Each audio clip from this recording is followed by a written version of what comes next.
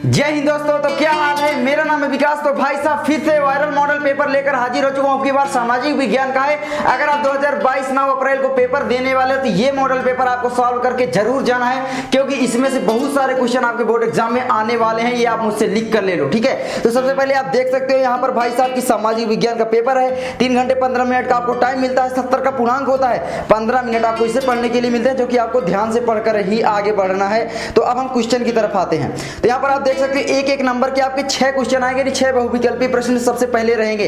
तो खंड क में आपका बहुविकल्पीय प्रश्न है। देखो, निम्नलिखित विकल्पों में से एक सही उत्तर चुनकर अपनी उत्तर पुस्तिका में आपको लिखना पड़ेगा, ठीक है। तो यहाँ पर सबसे पहला क्वेश्चन क्या कहता है, देखो पहला क्वेश्चन कहता है भाई साहब कि फ्रांस में गणतंत्र की घोषणा किस वर्ष हुई। तो आपको बताना है विकल्प में है 1815 ईस्वी, 1830 ईस्वी, 1848 ईस्वी या 1871 ईस्वी। तो फ्रांस में गणतंत्र की घोषणा कब हुई, तो मैं आपको बता दूं यहाँ पर भाई साहब की 1848 ईस्वी में फ्रांस में गणतंत्र की घोषणा हुई थी, ठीक है। तो आपको याद रखना है। आगे बढ़ते हैं। दूसरा क्वेश्चन भी 1 नंबर का ही रहेगा। कहता है कि भाई गुलामगिरी का लेखक कौन था। तो गुलामगिरी का लेखक जो कौन था, ये भी आपका 1 नंबर का ही रहेगा।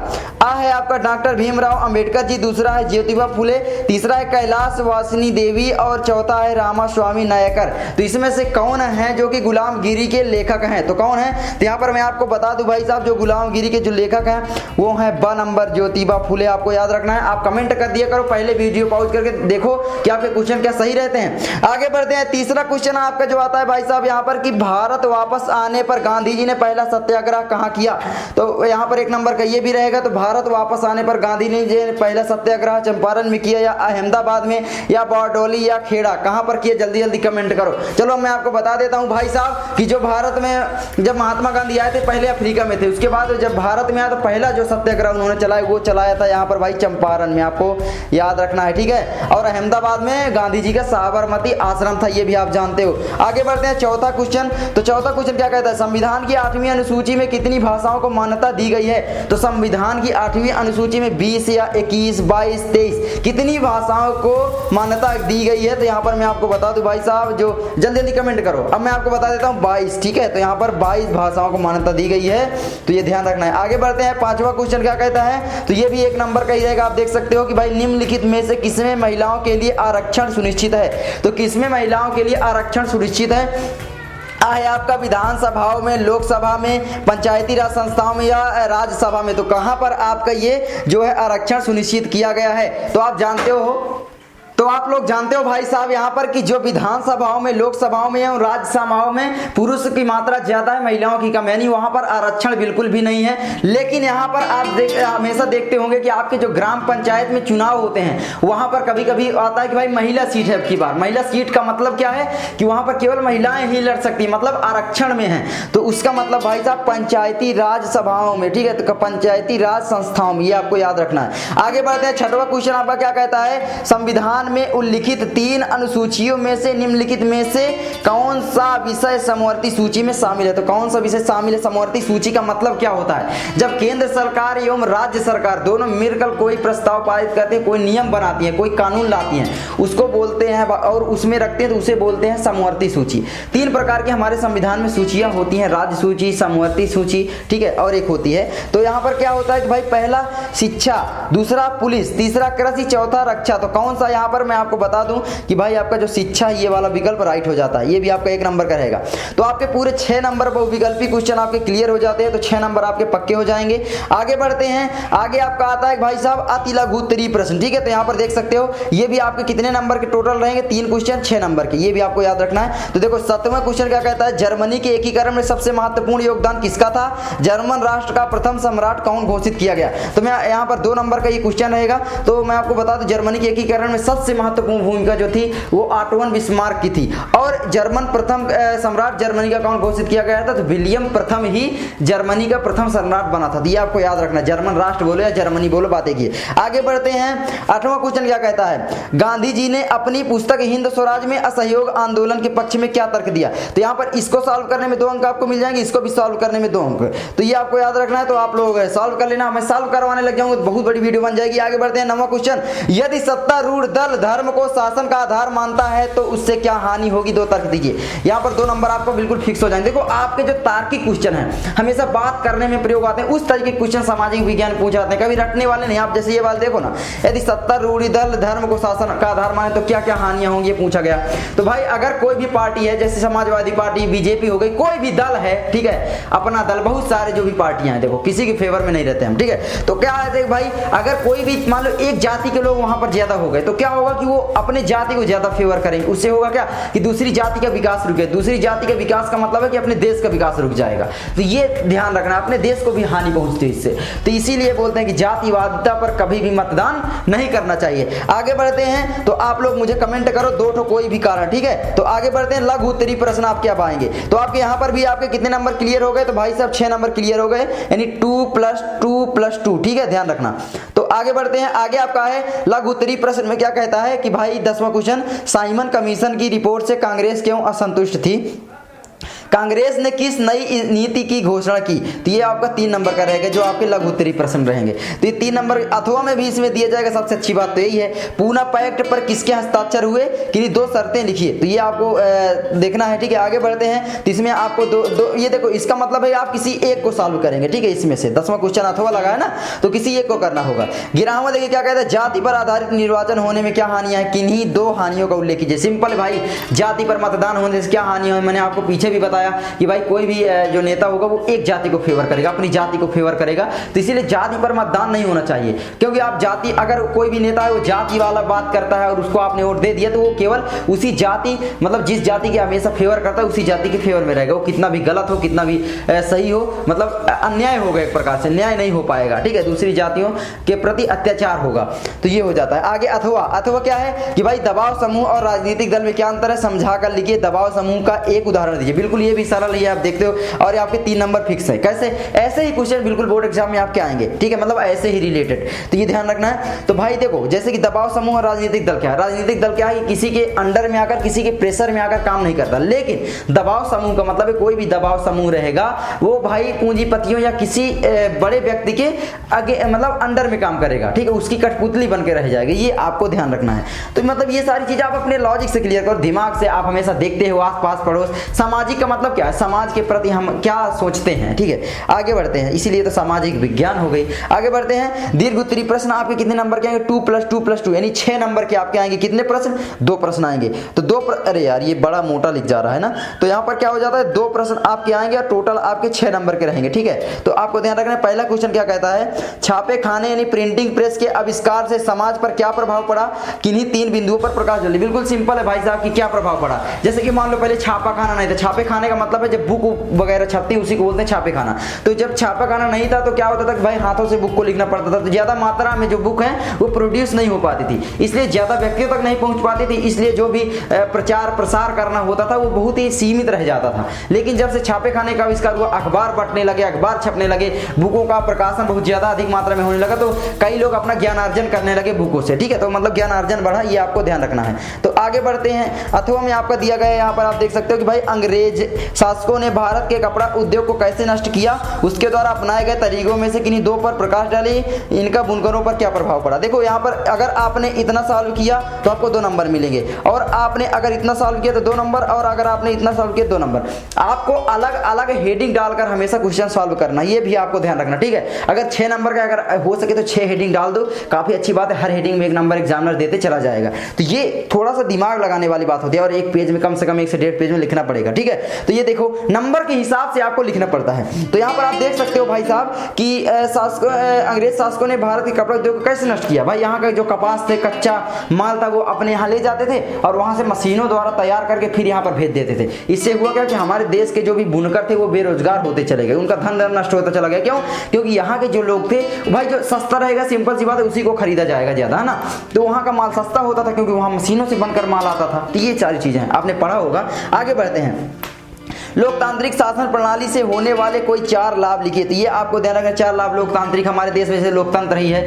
लोकतंत्र का मतलब होता है जनता द्वारा शासन। जनता द्वारा का मतलब कि भाई जनता ही सब शासन नहीं करती, लेकिन वो क्या है कि अपने से एक लोग को चुन देती है कि हाँ आप हम पर शासन करो, मतलब वो उसके मन से होता है। ऐसा नहीं होता कि भाई वो ना चाहते हुए भी कोई उसके ऊपर शासन करे, ऐसा नहीं होता। तो इसलिए तो वोटिंग होती है कि भाई अधिकतर जिसकी होगी वही लोग मतलब चुना जाएगा। तो ये हो जाता है, जैसे मुख्यमंत्री हमारे यहाँ चुने जाते हैं, प्रधानमंत्री ऐसे, ठीक है। तो लोकतांत्रिक का मतलब यही है। तो आप मुझे बताना, नीचे लिख देना जो भी आंसर है, ठीक है, मैं पढ़ लूंगा। आगे बढ़ते हैं। अथवा राजनीतिक दलों के कोई 4 कार्य लिखिए। राजनीतिक दल जैसे कोई भी हमारे यहाँ राजनीतिक पार्टियां, राजनीतिक दल हैं, अपना दल है, समाजवादी पार्टी, बीजेपी, कांग्रेस, ठीक है, बहुत हैं, बीएसपी, तो ये सारी, तो इनके क्या क्या कार्य हैं ये आपको बताना पड़ेगा। अब देखो यहाँ पर आता है मानचित्रकार, इसमें आपको भी 6 नंबर मिलेंगे, ठीक है, मतलब 3 नंबर मिलेंगे, 3 नंबर उसमें, टोटल 6 नंबर। आगे मानचित्रकार आपका आता है, ये आपका 5 नंबर का रहेगा। तो यहाँ पर आप देख सकते हो सबसे पहला क्वेश्चन क्या कहता है, वह स्थान जहां सितंबर 1920 में कांग्रेस अधिवेशन हुआ। तो कहां पर कांग्रेस का अधिवेशन हुआ था, तो मैं बता दूं, हाँ मुझे याद आ गया, कलकत्ता में हुआ था। कहां पर, कलकत्ता या कोलकाता, कलकत्ता, तो आप याद रखना, ठीक है। आगे बढ़ते हैं। वह स्थान जहां जलियांवाला बाग हत्याकांड हुआ। अब यहाँ पर 1/2 का मतलब क्या है, इसका मतलब यह है कि आपको टोटल 1 नंबर मिलेगा, लेकिन आधा नंबर जो मिलेगा वो किसके लिए मिलेगा भाई, आपको बताने के लिए कि वह स्थान जहां सितंबर 1920 में कांग्रेस अधिवेशन हुआ। लेकिन जब आप मैप में भी सही दर्शा दोगे तो उसमें भी 1/2 मतलब आधा नंबर मिल जाएगा, टोटल 1 नंबर, ठीक है। आगे दूसरा क्वेश्चन है, वह स्थान जहां जलियांवाला बाग हत्याकांड हुआ। तो ये भी आपको दर्शाना पड़ेगा और लिखना भी पड़ेगा। अगर आप सही दर्शाते, वहां पर एक मैप आपको दिया जाएगा, ये भी आपको ध्यान रखना है, डरना नहीं, वहां पर एक मैप दिया जाएगा, ठीक है। अगर नहीं दिया जाता तो आप अपने टीचर से मांग लेना, हो सकता है भूल जाए तो, ठीक है। तो यहाँ पर क्या है, वह स्थान जहां जलियांवाला बाग हत्याकांड हुआ, तो वो है अमृतसर, आप पढ़े होंगे हमेशा से, ठीक है, अमृतसर। ये कहां पर है, जम्मू कश्मीर के पास, आप जानते हो। आगे देखो तीसरा क्वेश्चन क्या कहता है, तीसरा हुआ स्थान जहां 1927 में कांग्रेस का अधिवेशन हुआ। तो मतलब कांग्रेस वाला ही क्वेश्चन बहुत पूछा है। तो भाई 1927 में कांग्रेस का अधिवेशन कहां पर हुआ था, वो हुआ था मद्रास में, ठीक है, कहां पर, मद्रास में। तो ये भी आपको याद रखना है। आगे यहाँ पर क्वेश्चन आता चौथा कि वह स्थान जहां सूती मिल श्रमिकों का सत्याग्रह हुआ। तो ये कहां पर हुआ था, तो ये हुआ, आप मुझे कमेंट कर देना, वैसे मैं खास इसका नाम आता खेल ना बताऊंगा पूरा, कमेंट कर दो, ठीक है, कमेंट। चलो आगे बढ़ते हैं। वह स्थान जहां 1929 में कांग्रेस का अधिवेशन हुआ। तो ये इसका जो शुरुआत का नाम आता है ला से। अब आप आगे क्या आता है कमेंट करना, ठीक है, ताकि आपको याद हो जाए यार, इंपॉर्टेंट क्वेश्चन है। आगे बढ़ते हैं। ये केवल दृष्टिबाधित परीक्षार्थियों के लिए आपको करना नहीं है, अगर आप दृष्टिबाधित में आते हैं, शामिल हैं, तभी आपको करना है, ये आपको ध्यान रखना है। आगे बढ़ते हैं। तो आगे बस वही पूछा जाएगा, उसमें बस मानचित्रकार नहीं करना पड़ेगा। तो ये देखो खंड खा में क्या आता है, तो अरे यार ये क्या हो जा रहा, हाँ तो यहाँ पर देख सकते हो आप लोग खंड खा, ठीक है। तो खंड खा में बहुविकल्पी प्रश्न सबसे पहले आएंगे, ये भी आपके 6 नंबर के रहेंगे।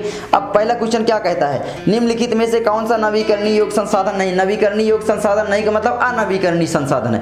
नवीकरणीय मतलब क्या, नवीकरणीय का मतलब है कि भाई जिसको हम बार बार प्रयोग कर सकें, और अनवीकरणीय का मतलब एक बार प्रयोग करने के बाद उसका उपयोग हम दोबारा कभी ना कर पाए। जैसे एलपीजी गैस हो गई, आपका पेट्रोल डीजल, ये जीवाश्म ईंधन जितने भी हो गए, ठीक है। तो यहाँ पर क्या है, पवन ऊर्जा, इसका हम हमेशा उपयोग करते रहते हैं कि ये छोड़े फिर हमेशा, और पवन चक्की से हम हमेशा एनर्जी बनाते रहते हैं, विद्युत, ठीक है। आगे बा आपका जल आता है। तो जल से भी हम मतलब बांधों में जल एकत्रित कर लेते हैं हर बार बारिश का, तो मतलब हर बार करते रहते हैं। तो ये जीवाश्म ईंधन आपका सही आंसर हो जाएगा, और ये वन भी हम हमेशा प्रयोग करते हैं। आगे निम्नलिखित में से कौन सी रेशेदार फसल है, तो कौन सी रेशेदार फसल है ये आपको बतानी पड़ेगी। इसमें दिया गया है, विकल्प में देख सकते हो, यार ये क्यों नहीं चल रहा। तो पहला आ में है आपका गन्ना, रबर, चाय, जूट। तो यहाँ पर सही विकल्प आपका जूट हो जाएगा। आप हमेशा यार जूट मतलब कपास रेशेदार तो होती है ना, ठीक है, तो ये हो जाता है। आगे बढ़ते हैं। आगे आपका क्या कहता है, यहाँ पर आप देखो तो आगे कहता है भाई साहब की 17वां क्वेश्चन, अर्थव्यवस्था के सार्वजनिक तथा निजी क्षेत्र निम्नलिखित में से किस आधार पर विभाजित किए गए। इसके लिए आपको 1 नंबर मिलेगा। तो आ नंबर में रोजगार की शर्तों पर, आर्थिक गतिविधि के स्वभाव पर, उद्यमों के स्वामित्व पर, उद्यमों के नियोजित श्रमिकों की संख्या पर। तो यहाँ पर राइट आंसर जो होगा मैं आपको बता दूं, ये वाला होगा, तीसरा वाला, ठीक है, उद्यमों के स्वामित्व पर। भाई कोई भी जो अर्थव्यवस्था है उसको कैसे मतलब सार्वजनिक या निजी क्षेत्र में मतलब आधार पर वो किया गया, तो वही उद्यमों के स्वामित्व पर। आगे बढ़ते हैं। झरिया प्रसिद्ध है। झरिया कहाँ पर है आप जानते हो, झारखंड में, ठीक है। तो झरिया किस लिए प्रसिद्ध है, तो झरिया में कोयले की खदानें हैं, यानी कोयला के लिए प्रसिद्ध है, ठीक है, आप ये याद रखना। आगे बढ़ते हैं। लाल पीली मिट्टी पाई जाती है, तो ये आपको कमेंट करना है, मैं नहीं बताऊंगा, कमेंट करो, ठीक है, कमेंट। चलो आगे बढ़ते हैं। निम्नलिखित देशों में से किस देश का मानव विकास सूचकांक 2016 के अनुसार भारत के अधिक ऊंचा स्थान है? तो ये आपको बताना है। आ है आपका श्रीलंका, पाकिस्तान, बांग्लादेश, नेपाल। तो मैं आपको बता दूं, देखो पाकिस्तान तो कभी हो नहीं सकता ससुरा, मतलब ये हमसे नीचे ही रहेगा, ठीक है, तो इसको हटाओ भगाओ। अब हमें पास 3 विकल्प हुए। बांग्लादेश भी हमारा ही बगल का है, मतलब हमसे गरीब देश है, तो ये भी नहीं हो सकता। नेपाल भी हमसे नीचे ही है, तो ये भी नहीं हो सकता। भाई श्रीलंका लगभग टक्कर में आ जाता है, तो मैच हमारे साथ खेलता, हमारा पड़ोसी देश भी है, तो श्रीलंका हो जाएगा। ठीक है, आगे बढ़ते हैं। तो मतलब श्रीलंका याद रखना है आपको, ऐसे आप नहीं कर लोगे। ठीक है, आगे अति लघु उत्तरीय प्रश्न आपके फिर वही 2-2 नंबर के 3 आएंगे, 6 नंबर के। तो अति लघु उत्तरीय प्रश्न क्या आएंगे कि भाई प्रच्छन्न छिपी हुई बेरोजगारी से आप क्या समझते हैं, इसको आपको तैयार कर लेना है। आगे 22वां क्वेश्चन आएगा, इसमें आपको 2 नंबर मिलेगा, और 22वां में आपका 2 नंबर मिलेगा 1+1। किन्हीं 2 राज्य के नाम बताइए जहां काली मिट्टी पाई जाती है। इस मिट्टी पर मुख्य रूप से कौन सी फसल उगाई जाती है? तो 1 नंबर आपको नाम बताने के लिए मिलेगा, और 1 नंबर कौन सी फसल उगाई जाती है ये बताने के लिए मिलेगा। तो उत्तर प्रदेश और बिहार भी आप लिख सकते हो। और फसल कौन सी उगाई जाती है? देखो ज्वालामुखी विस्फोट से ये मिट्टी बनाई जाती है, बनाई नहीं जाती बल्कि बनी होती है। इसमें मुख्यतः क्या होती है, गन्ना और कपास की खेती बहुत अच्छी होती है। ठीक, कपास मतलब आपकी जो रुई आती है गद्दे वगैरह में भरने के लिए, वो तो ये है। 23वां क्वेश्चन आपका आता है भाई साहब 2 नंबर का, ये भी रहेगा। औपचारिक तथा अनौपचारिक ऋणों में कोई 2 अंतर लिखे, तो इसको आपको तैयार करना है। काफी ज्यादा इंपॉर्टेंट क्वेश्चन है। ठीक है, पसीना बहुत आ रहा है, आप देख सकते हो यार, मतलब भीग गया, मैं पूरा भीग गया। आगे बढ़ते हैं, कोई बात नहीं, आगे बढ़ते हैं लघु उत्तरीय प्रश्न। तो लघु उत्तरीय प्रश्न में 24वां क्वेश्चन क्या कहता है, इसमें आपको मिलेंगे 3 नंबर। कितने नंबर?